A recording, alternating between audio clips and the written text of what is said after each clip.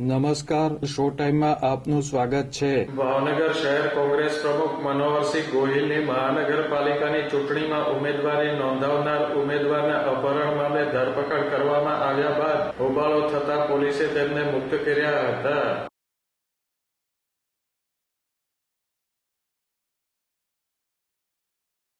કોંગ્રેસ પક્ષના ઉમેદવારના અપહરણ મામલે બોરતળાવ પોલીસે મનોહરસિંહ ગોહિલ અને હરદેવસિંહની ધરપકડ કરી હતી અને વેળાવદર ભાલ પોલીસ સ્ટેશન ખાતે લઈ ગયા હતા.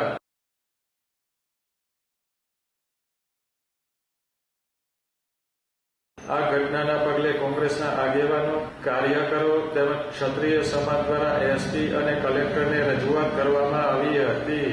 તેમજ ઉમેદવારે આપેલ વિડીયો રેકોર્ડિંગ બતાવ્યું હતું. આ ઘટનામાં હાઈ વોલ્ટેજ ડ્રામા બાદ કોંગ્રેસ પ્રમુખને પોલીસે નોટિસ આપી મુક્ત કર્યા હતા.